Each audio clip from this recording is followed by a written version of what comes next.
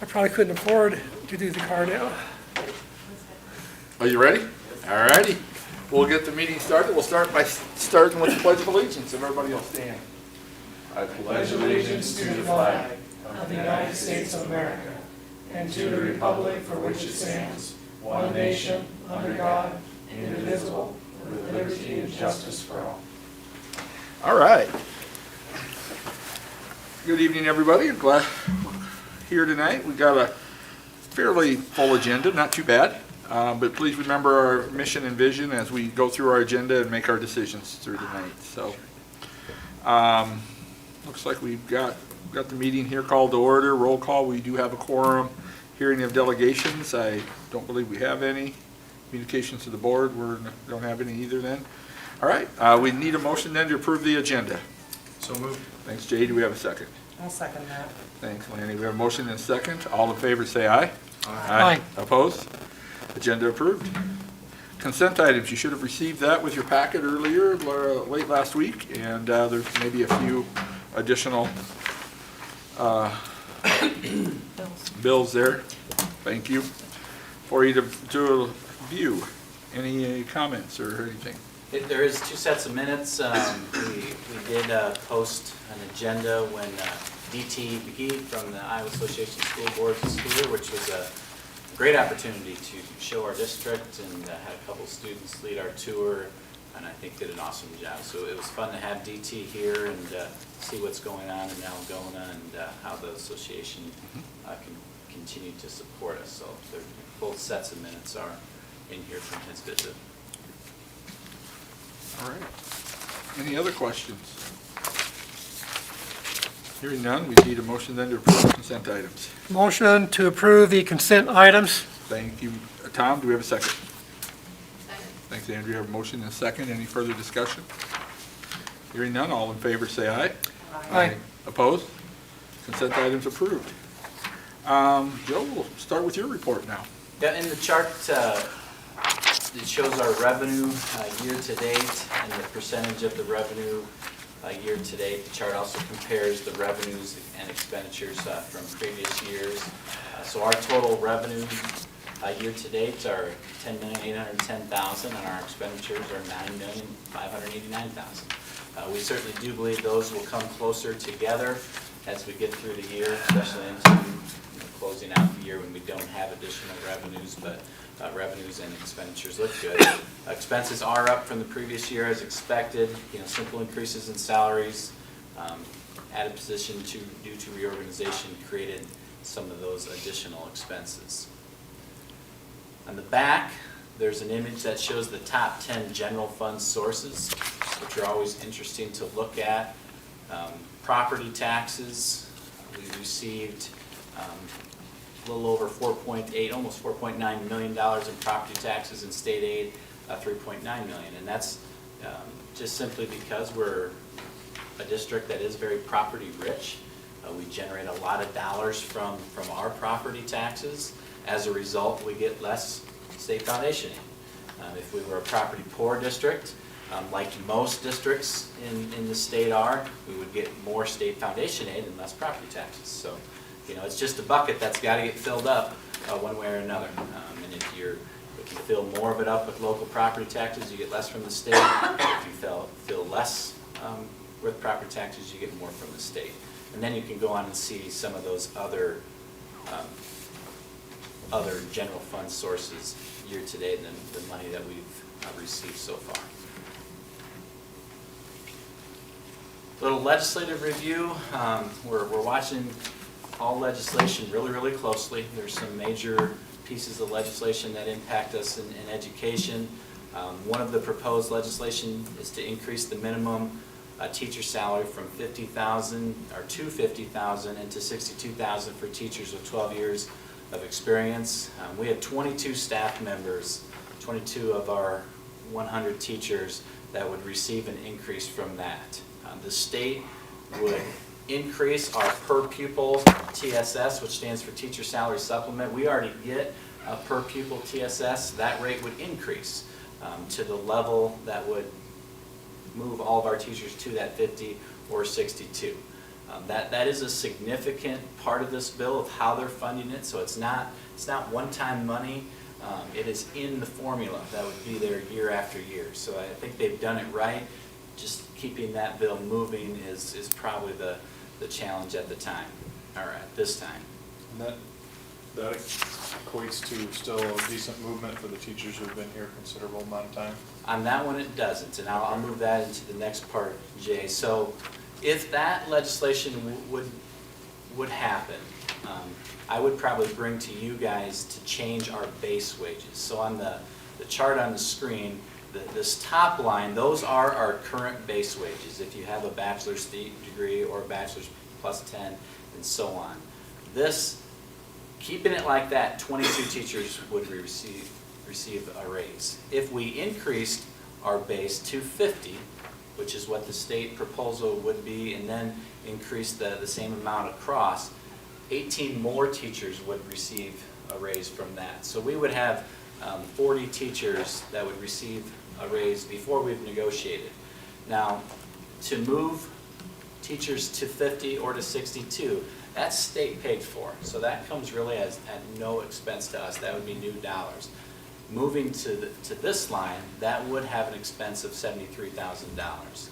Now, this is a year that we have significant new money because our certified number is higher due to reorganization. So it's a year we could certainly look at making that type of change. So 40% of our staff, before we negotiate with the association, would have an increase. So to answer your question, that captures some of those experienced teachers. Then when we negotiated a raise for next year, everyone would be included. Joe, question on the 62,000. I understand where 50 fits in the base. 62, is that like BA plus 12? Is that what No, that is? 12. If you have 12 years of experience, you have to be at least 62. Okay. We don't have a lot that aren't, but there were a handful that fall into there. I would say probably about 5 or 6 that do. The rest are people who are below 50.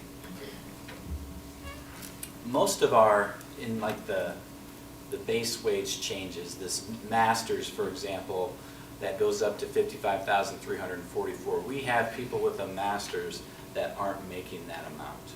So they would be increased to that amount then. Again, this is all dependent, well, first of all, on legislation, and then I would come back to you guys to see if you had an interest in changing our base wages to this number. And you're saying that if the potential proposal to increase that base from across the board would be a cost of $73,000 to the district annually? Yes. Yes. Yep. And then the other portion would be covered by State part. state funding? Yep. Exactly. Have you put that in the forecast yet? Like, I do have all of it in the forecast, which I'll get, okay. some of it's in that. But yes, it's all built in our forecast currently, which we think is really, really strong, out to 2032. Actually, the number I used for this base increase, I used 150,000. I used twice as much, just on a conservative piece. And so we certainly can afford to do this if we're interested in doing that. We are probably tapping the brake a little bit on a negotiation. We would be more serious in the discussions because we really need some of this to happen. Same thing with our calendar discussion. There's legislation out there that would change. Right now you can start on August 23rd or later. There's legislation out there that you can start during the week of August 23rd, which I really believe is what the intention of the law originally was, if they just worded it poorly. That's a big deal in next year's calendar because August 23rd is Friday. So us moving the start of school to the 21st, for example, on Wednesday would be valuable for us. Okay. Any others? Anything else? All right, any questions? I liked for us to look at as we get more clarity from it, to really, focus on the base wages are important too, but retention and what our current teachers are dealing with on a day-to-day basis. in our buildings and some of the demands, we want to try to be as competitive in the workplace as we can be and still be good stewards of our budgets as well, because as you look at different careers, there's wages out there that we're not keeping pace with currently. Yeah, you're right, Jay. In the marketplace. Yeah, I think that the state is stepping up to that initiative by putting some money forward, but I still think there's further for districts to go. Being able to retain our teachers, all of our staff's always been really important, but I think it's at a peak right now. Being able to keep your teachers and attract new is incredibly important. We have a high school English job description advertised for 14 months right now. We don't have that happen before. So being able to keep our people here and attract new ones is really, really important. All right, good discussion. Any further discussion? All right, we'll move into administrative report. And it looks like we have a trio here today. Talk about elementary letters program.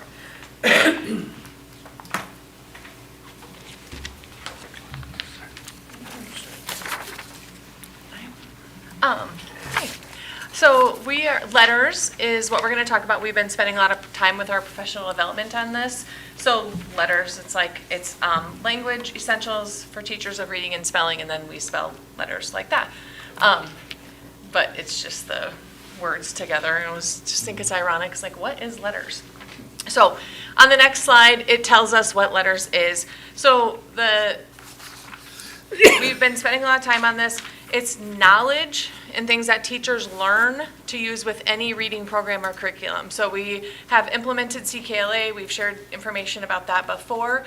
So this is nothing different. We're still doing that. This is just knowledge that teachers have. So when they're teaching that or teaching any curriculum, they understand and know more about how students learn to read and about phonics and all the things. So teachers gain essential skills to teach those fundamental pieces of literacy instruction, and it really is an investment in teachers' knowledge that they'll keep with them forever, no matter what curriculum that we teach.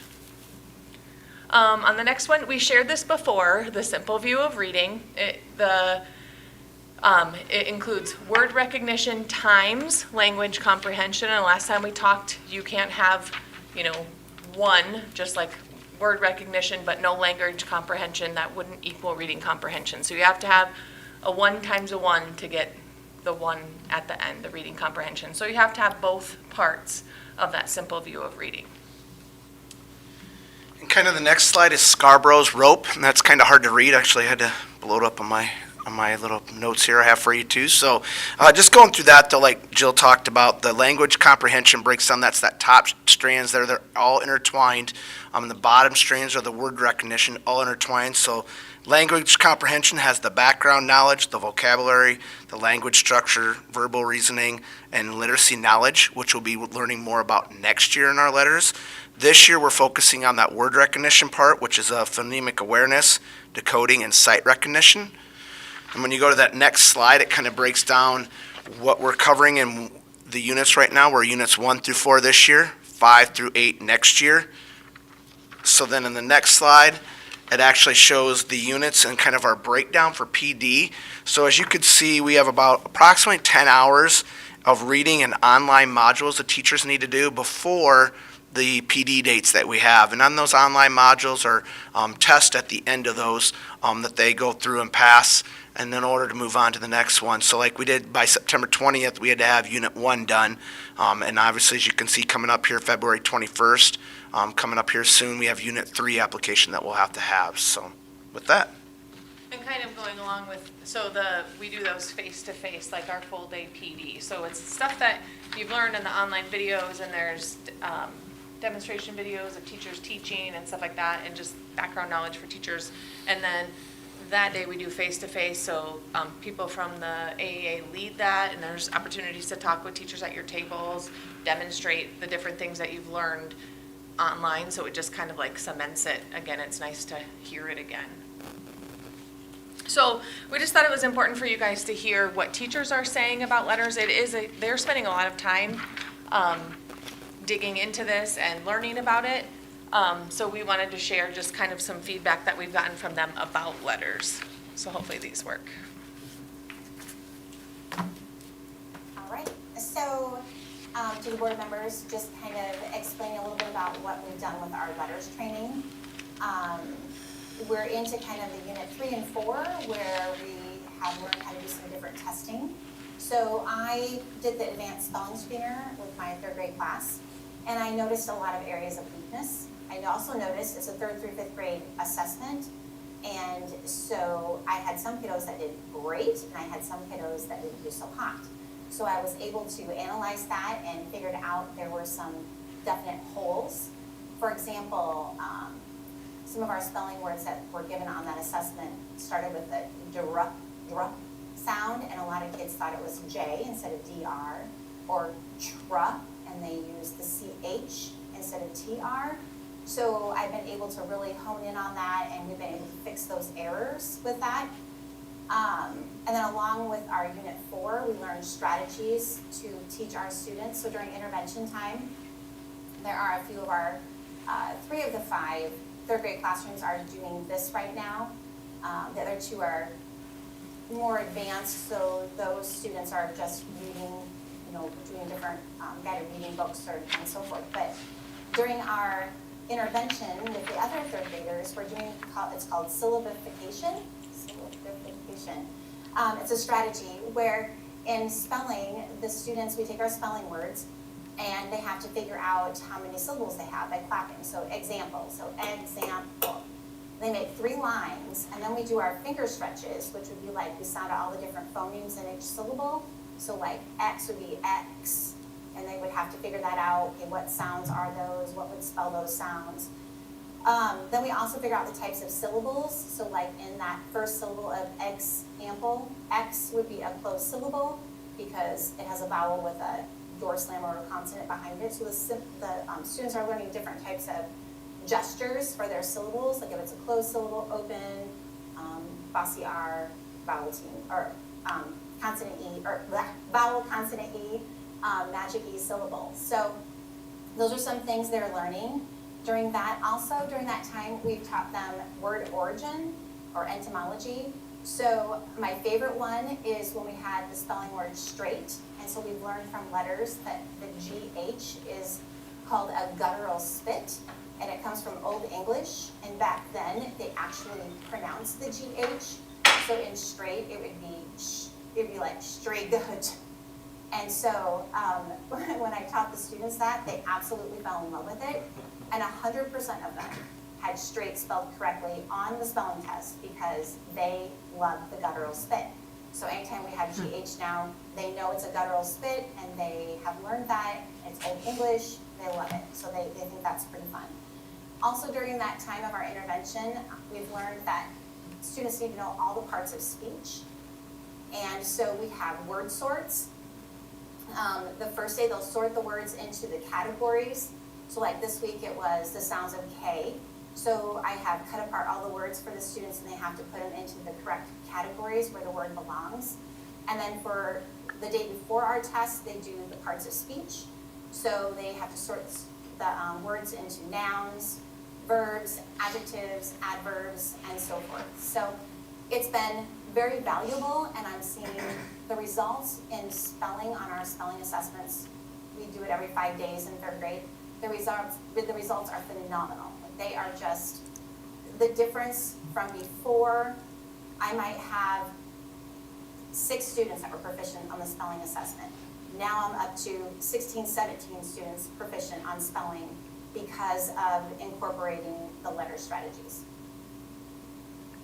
And Mrs. Carroll talked about units 3 and 4. The teachers were able to, she was really digging in, and she wanted to get to 3 and 4 because 1 and 2 were good. It was some stuff about how the brain works and how, different parts of your brain and how you read sight words and just a lot of different things. But then 3 and 4 gets more into some of these things that she's talking about. So she's worked ahead, and the teachers had permission to work ahead to things that they wanted to get to.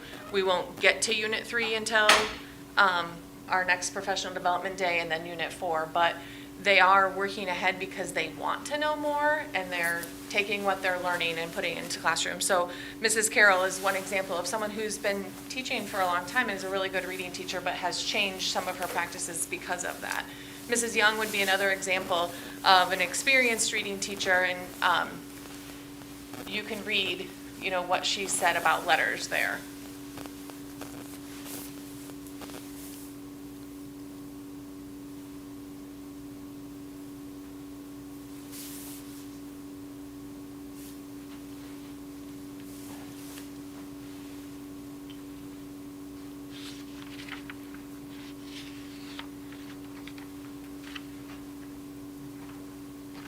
And the thing she's talking about there is we've learned a lot about what your mouth looks like when you say different sounds and where your tongue might be placed and things like that. And when a kid may not hear like Mrs. Carroll was saying, a ch, and it sounds like a T or whatever, like they look at my mouth and you can show them kind of, or my tongue's behind my teeth, or we talk about voiced and unvoiced. You can feel your voice box vibrating when you say different sounds.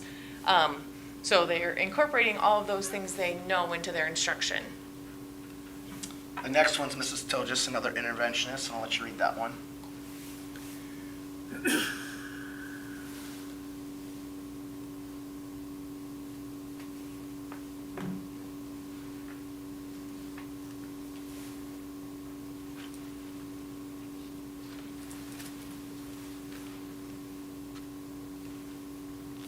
I like Mrs. Tilgis's quote because she says some things that I think are misleading. She says, the more I know.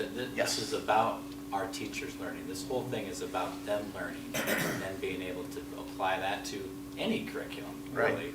not just our C4K that we have here.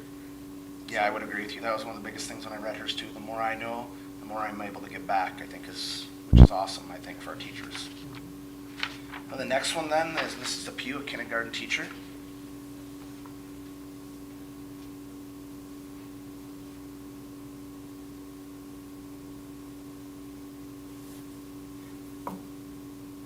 And I think the hands-on manipulatives with manipulating and word chaining and doing those type of things with the kids is what the teachers it's really worked well with the younger kids. And then the next one is a middle school special ed teacher.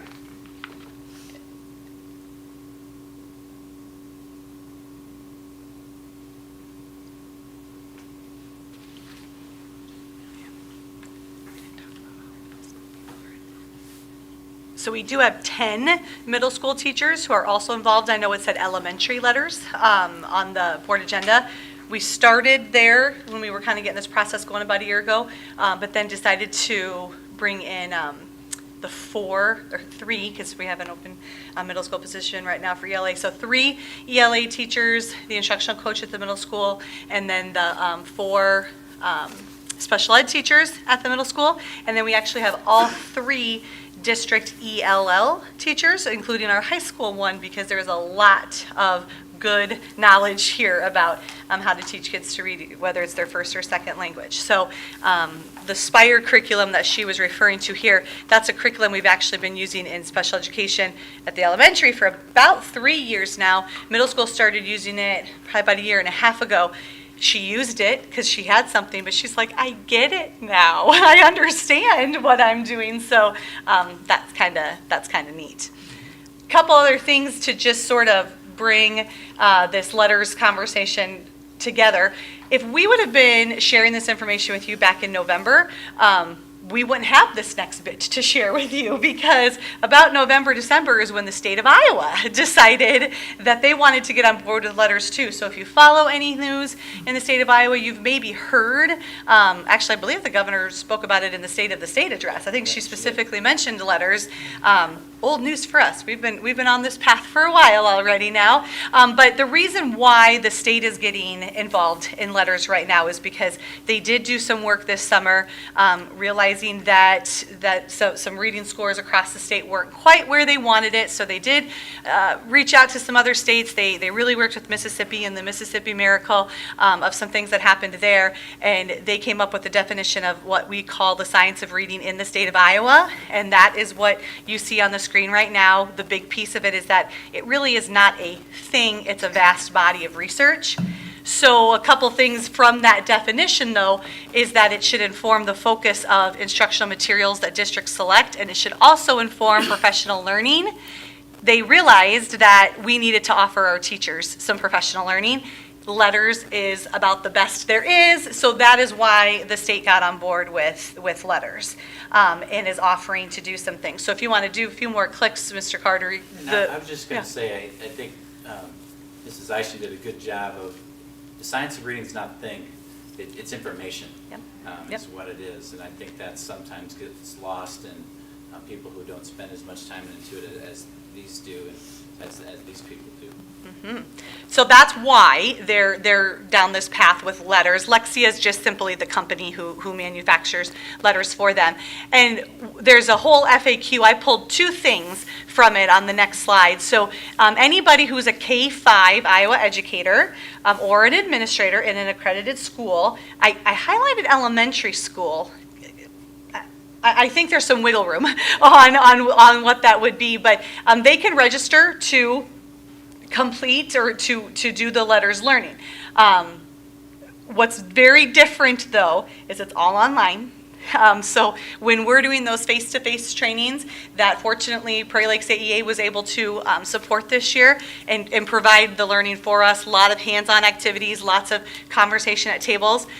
That's done online on some Saturdays from like 6 to 9 at night, which is fine. It's a good time to do that, but it's a little bit of a different learning experience. A lot of people do it. A lot of states do that, but that's what the state of Iowa is doing. So it's not face-to-face follow-ups. That portion is online. And then at this time, the state's not able to compensate individuals for the time it takes to complete this course. So when we embarked down this path about this time last year, us three as administrators committed to also becoming letters trained, because I feel it's really important for us to also be doing what our staff would be doing. And so we have engaged in this as well. And it's time consuming. I mean, it takes a lot of time to go through that, and it's texting on your brain. There's a lot of knowledge that's there. We are compensating our staff for the time that they are spending outside of work to complete each unit, and so just wanted to make sure that was very clear, that we are not asking people to do this without being compensated for it. I think a lot would, but that is not what we are choosing to do. We've been contacted by some school districts, and they say, how are you doing this? Yeah. How are you training your staff during the school day? Yep. And the answer is, we're not. Yep.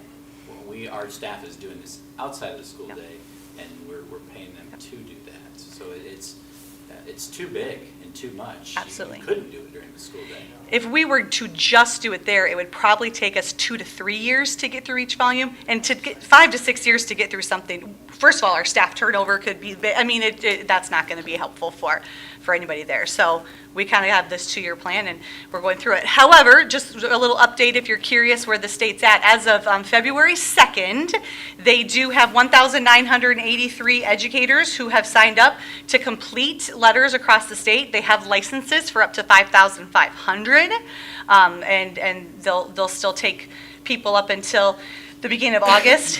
The reason why those numbers might still look like that is they're still working with some schools who might want to say, we want to get everybody done. Is there a way to do it larger districts? So those numbers will go up. And then there is also letters for administrators, and I'm going to be completing that. I'm actually in the process of doing that right now. I do my my online session here in March.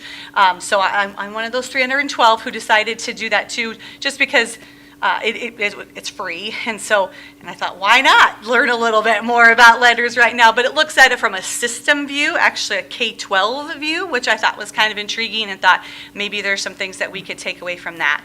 Something else that we didn't mention today that we should, there is also an early childhood letters for our preschool through 2nd grade, and we did have our our entire preschool staff went through that this fall. It's a lot less rigorous. It's only one unit. They did the face-to-face trainings with Prairie Lakes as well. I think they had some good conversations from that as well. So kind of totality, bringing it from our littlest all the way up to, well, we have a high school teacher who's engaging in it as well, and hoping to possibly onboard some high school teachers and high school special ed into next year.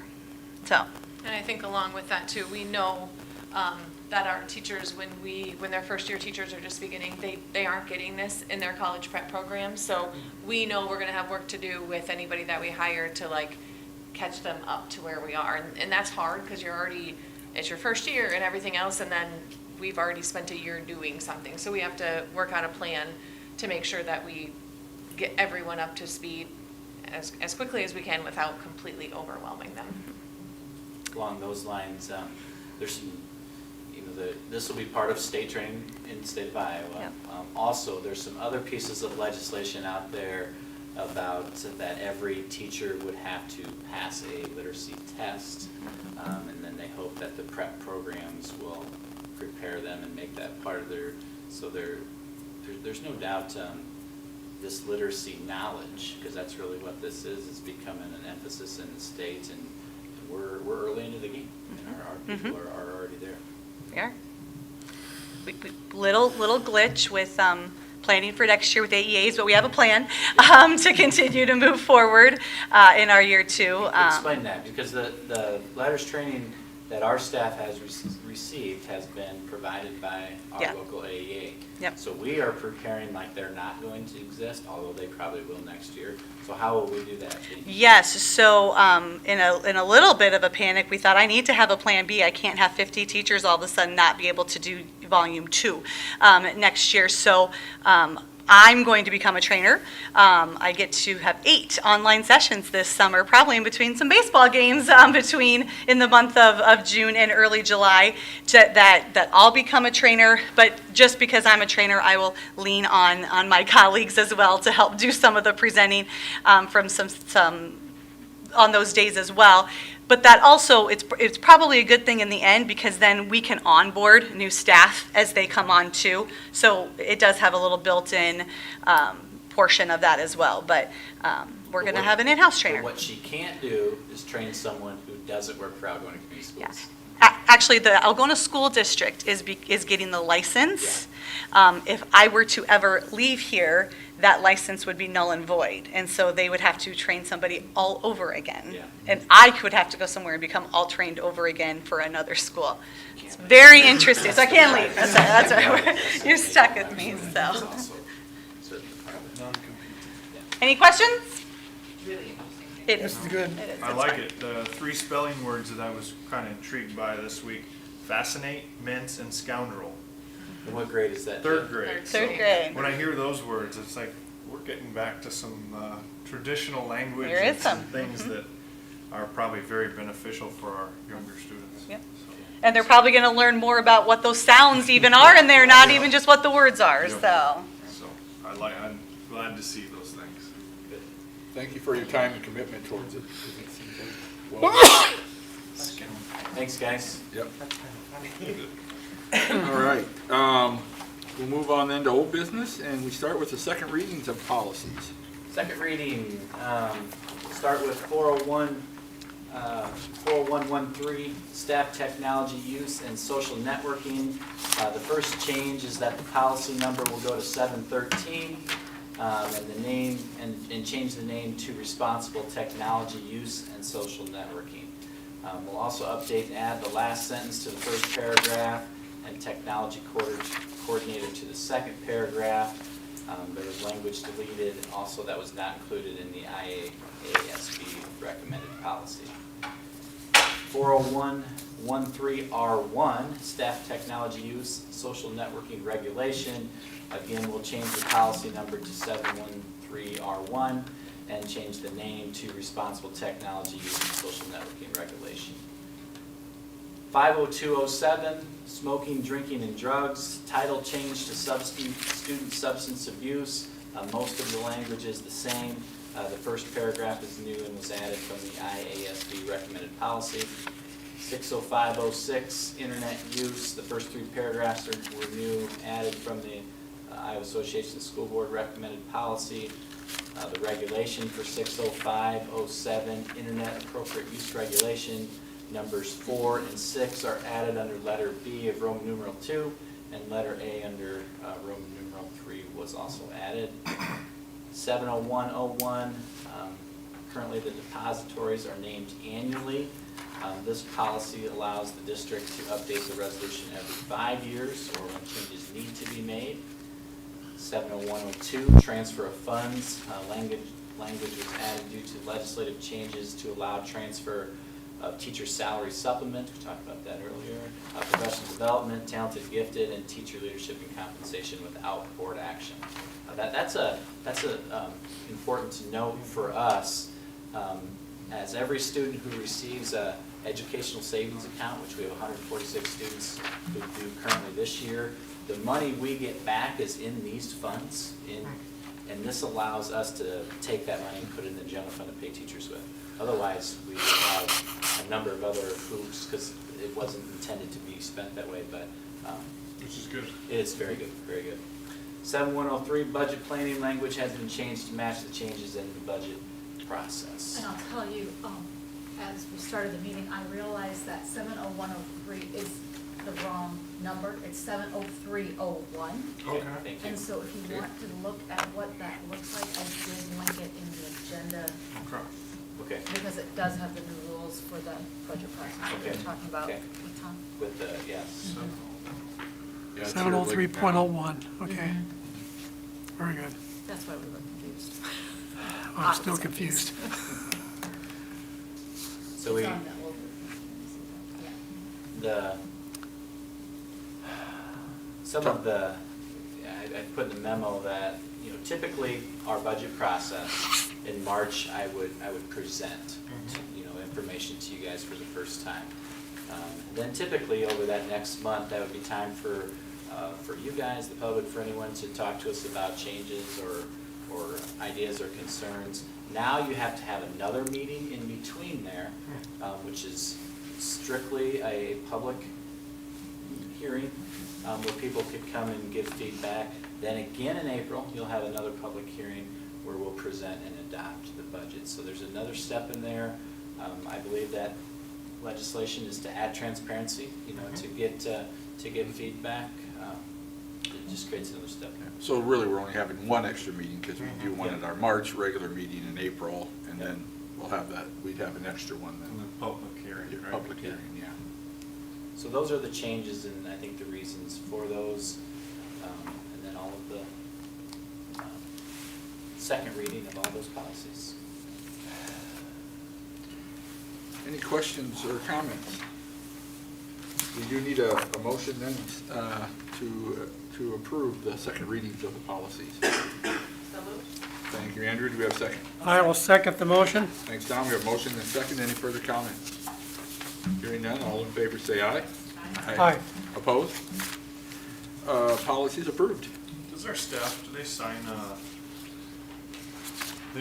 do we, I'm just looking at some of this internet, do they sign some of those policies, or are they reviewed at the beginning of the year, just to kind of make sure that, okay, they're signing off on that, you know, with Yeah. everything that's going on Yeah.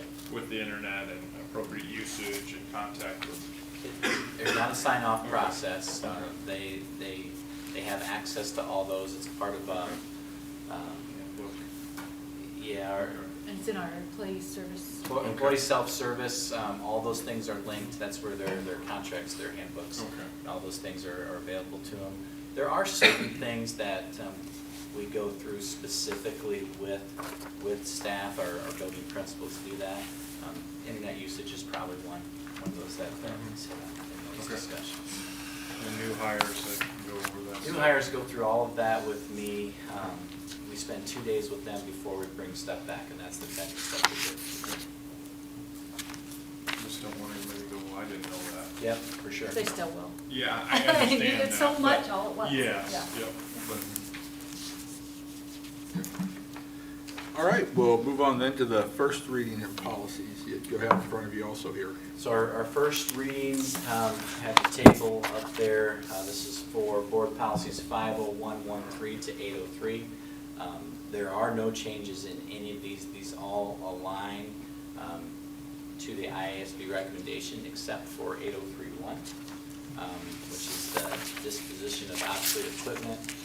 The change we want to make there, and we'll have the second reading next month, is simply right now it says it has to be put in a newspaper.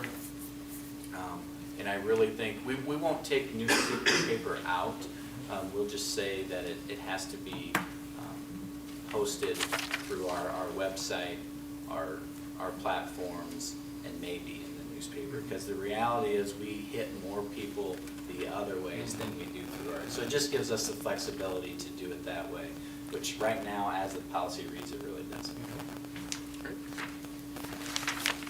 All right, we'll bring that back next month then. Please take the opportunity to review those, and we'll discuss them again. Then we're another 505.8, parental involvement annual review. Yeah, the parental involvement, this is an annual review that we need to go through every year, making sure that we do. So this is a policy of how you involve your parents at a Title I school. So our Title I schools would be Bryant Elementary and Lucia Wallace. We're in Title I, our federal funds that we get to provide for reading. It could be math. We are reading only schools, and the money you receive is based upon the number of low socioeconomic students that you have. So that allocation changes a little bit each year. So you have to have a parental involvement policy, how you involve your families there. Everything in this policy reflects what we do. Brad does this work where we survey our parents to make sure we're meeting their needs and they understand how we're providing Title I reading sources. We also use our parent-teacher time to sit down with those parents. They sign a compact that says, this is everything that we're going to do and provide, and then it has a parental portion of what they're going to do and what they're going to provide. So everything in here is representation of what we do for that parental involvement. So just our review, I would recommend, since there is no changes, that this is our first and second reading of this single policy. Make a motion to accept this policy as written. Thank you, Jay. Do we have a second? I'll second that. Thanks, Lanny. We have a motion and a second. Any further discussion? All right, hearing none. All in favor, say aye. Aye. Opposed? Annual review accepted. Set the public hearing date. We talked about many coming up. Yep, we need to set a date for a special meeting for our budget hearing number 1. I would propose March 25th at 5 p.m. We certainly could change that. That's just what I'm proposing right now. This meeting is now a new required part of the new legislation in the budget process. So we can change date, we can change time. That's just what we're proposing right now. This would be after I present the budget to you at the March meeting, so it won't be any new information for you. Public input would be received. We could possibly provide for them, so this could take 30 minutes, this could take 1 minute. It's just a matter of who's here. Do you have to have a quorum, or? We do need a quorum. Yes, okay. Yeah. We're looking shooting for 5 o'clock then on that. Well, Monday the 25th. we can make it later, whatever you guys want to do. Whatever would be best for us to have it Whatever. warm.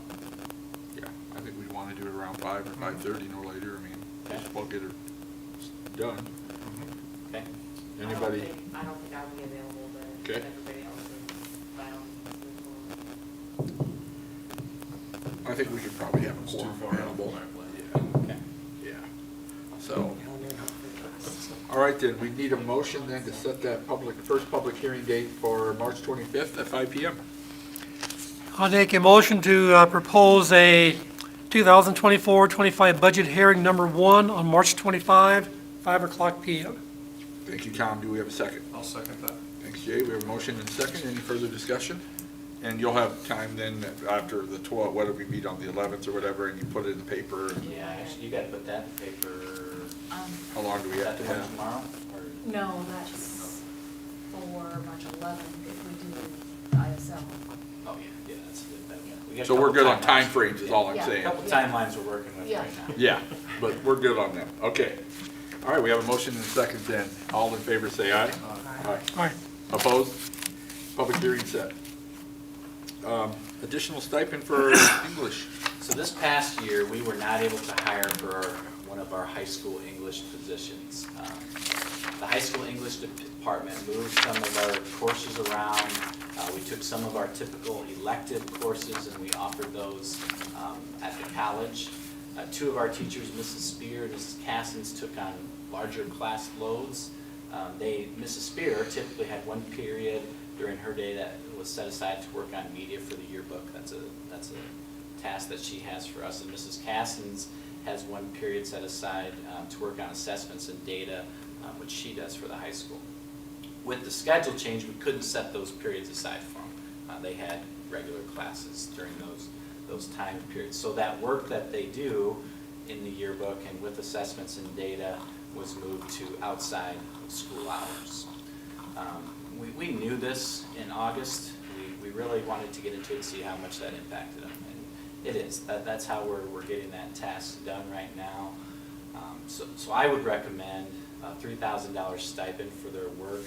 We've done similar items like this in the past when we've asked staff to take on additional responsibilities due to staffing. If you remember back 2 years ago, we went out without a band teacher and handled that all with, so we stipend to take care of that at a different level than this, but it was an entire position rather than 2 periods that we were talking about. So, we're thankful for them to take on this work and to make it work for our English department. These are some of the things that we do in the teacher shortage era that we're in to make it work. And we're thankful we have staff who will do that for us. To be creative and compensate appropriately. Yeah. I'm fine with it. Yeah, and appreciate the teachers that are willing to wear the multiple hats that Yeah. is often as required. Is that enough, Joe? I think it is, and here's how I based it. We've kind of looked at our coaching supplementals, where a head coach would be more than this, so what they put in, every day after school for like a 3-month time period, and we thought it was a little less than that. So that's where I got the number. I think it's fair right now. If we had to do this again next year, I would certainly sit down with them and talk to me about the time you're spent. Is it more than what we are figuring? How are stipend, do you pay them all at once with a stipend, or is it just added? In this case, we probably would, yeah. Yeah. Okay. Yeah, I want to make sure we're being fair and not burning our people out. Yeah, yeah. And as I mentioned earlier, this is a position that we've now had advertised for 14 months, that we don't have an applicant for. We're certainly, we're nervous about that. Going to continue to kind of shake the trees and see what we have and get out to colleges and see what's available, because we want to get that position filled. I would make a motion to approve the second. Thanks, Andrew. Do we have a second? I'll second that. Thanks, Lanny. We have a motion and a second. Any further discussion? Hearing none, all in favor say aye. Aye. Opposed? Stipend's approved. Bus barn lease agreement. We have been provided with the storage lease agreement for the bus barn. This carries an annual payment of $23,000. That's an increase from $17,000 from the year prior, but we added a half of another building when we brought over all the Laverne vehicles. So it went up $6,000 to get a whole half of another building. So I would recommend storage lease agreement for the bus barn at $23,000. Sounds fair to me. It's a great deal. Yeah, it is. So, all right, any further discussion? If not, we need a motion. So moved. Thanks, Lanny. Do you have a second? I will second the motion. Thanks, Tom. We have a motion and a second to approve the bus barn lease agreement. All in favor, say aye. Aye. Opposed? Motion carries. Approve the band fundraiser. Mr. Liebel, in our band program, is wanting to attempt to raise funds that they hope to turn into a trust. And the idea is, and that this trust will then probably be with our foundation, not at the school. But the trust would be to provide additional lessons above and beyond what we do here at school in the future. So it's kind of a vision he has for our band program and how we can continue to grow and make that as strong as possible. I think he's thinking way out of the box here, but I like his idea and his energy to continue to find ways to grow our kids. So I would recommend the approval. Really what we're doing today is just approving a fundraising activity. But I wanted to give you a little bit of background of what he's thinking and the direction he's headed. And do you have the value card one? Yep. Comment on it? Value card and then this one. No, I meant, you talked about that one, you said something about that one. That's what I just Oh, wanted to make sure. yeah. You meant both. Yes. And I know we're getting ahead of ourselves a little bit. Who would manage the trust? The foundation, Algonquin Community School Foundation. That wouldn't stay here, that would, and they have trusts like that, you know, that are growing, and that's what he hopes to make it. And the money it's making each year is what we can then turn into opportunities for kids. I love the excitement when you listen to our pep band and then you go to Yeah. some other places. Oh, yeah. Wow. Yeah, and I know Blow the pep doors band- off. They do a fabulous job. I know pep band's just part of what we do in our band, but it is unbelievable what our pep band does. It is so cool in It's cool. basketball games, and Yep. they're big and they're loud and it's fun, and they play songs that the kids like and the crowd likes, and it's quite an experience. And the that director they've just created. makes you get right in it with Yeah. him, Yeah. with his enthusiasm. When we had some visitors last month, they were very impressed about the whole atmosphere and excitement. And Yeah. the pep band obviously brings a big addition to that. To it. It's a great program. Yep. I make a motion to approve the band fundraiser. Thank you, Andrea. Do we have a second? I'll second. Thank you. All right, we have a motion and a second. Any further discussion? All in favor, say aye. Aye. Opposed? Motion band fundraiser approved. Look to approve a truck purchase. Chemna has provided us with the Bulldog truck, and we've all seen that. We've had that over the past year. The lease on the truck that they paid for us has ended, and they've offered to sell the vehicle to us for $43,500. The truck had an MSRP of $58,665. They reduced it to $48,500. The wrap that our students designed and is on the truck has a value of around $2,000. And the current retail of the truck is $46,000, so $43,500 is certainly a good value for the truck. The truck has less than 5,000 miles on it, too, by the way, but is used very often. It's gone frequently, 3-4 times a week it's gone. It's used by a number of our sports teams as they travel to different places, and it's been very valuable, and it looks great. You could go in places with the Bulldog truck, so. I would recommend the approval of the purchase of this vehicle. Did Garrigan get the same opportunity? They have, I don't know if they got offered to buy theirs, I would assume. Yes, they did. Are we replacing another vehicle, or are we getting rid of anything in our fleet, or? We have some stuff some older stuff. Merrill and I had talked about, looking at another vehicle, whether that's a Suburban car or something, and this really fills that same need, so I'm really replacing that. All right, any further discussion? If not, we need a motion then to approve the truck purchase. So moved. Thanks, Jay. Do we have a second? I'll second. Thanks, Lanny. We have a motion and a second. Any further discussion? All in favor, say aye. Aye. Opposed? And I will abstain.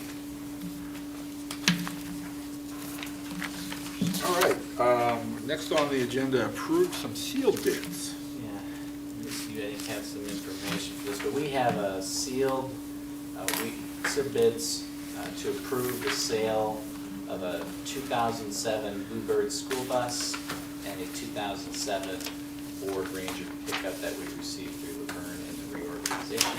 And if you go to your exhibits, it's in there, what I have linked to link. I just didn't link it.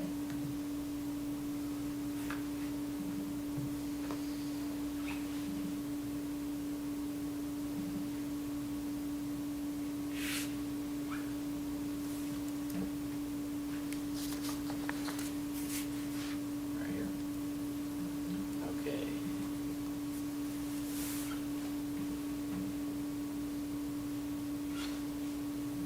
So our Ford Ranger had a high bid of $1,425, and our school bus to Monson Salvage for $800.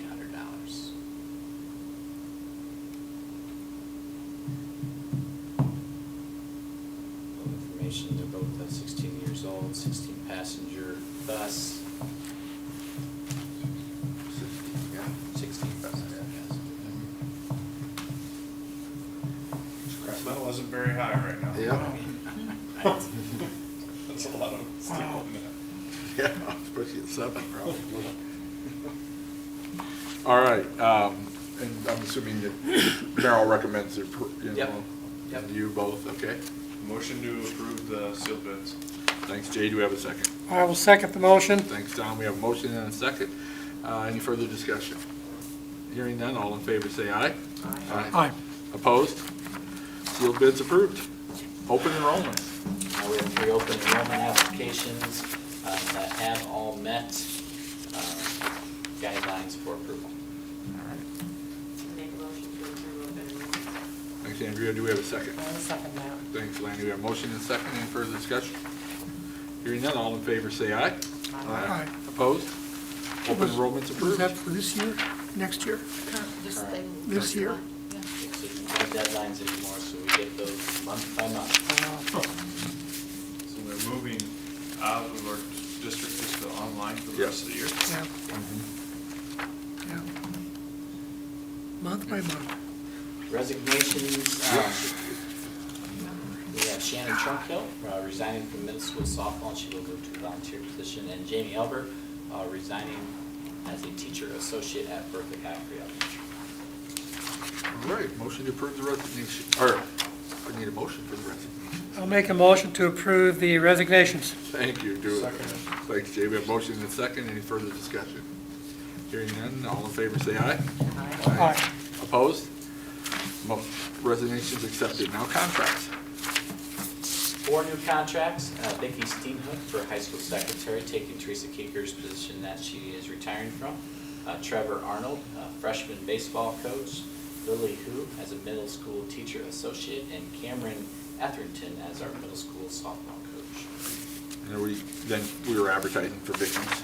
We are. Okay. What's Vicki doing now? She is the second secretary in the middle school, high school office. Okay, I know, I seen her in there. So she's sliding over to Teresa's desk, and then we are advertising and have a number of applicants for that position that Jerry will be facilitating that here soon. Okay. All right, I need a motion to approve contracts. I'll make a motion to approve the contract. Thanks, Lanny. Do we have a second? Second. Thanks, Andrea. Motion and a second. Any further discussion? Hearing none, all in favor say aye. Aye. All opposed? Contracts approved. All right, we are at that time. I thank everybody for their time again tonight. But we need a motion for adjournment. So moved. Thanks, Jay. Do we have a second? Second. Randy, we are adjourned. Thank you, everyone. That was a great presentation on letters, though. Yeah. That was good. Cool stuff. Really cool stuff. They've done an awesome job with it. I had the opportunity to meet with Governor Reynolds last week. One of the things he talked about was finding these types of best practices, making them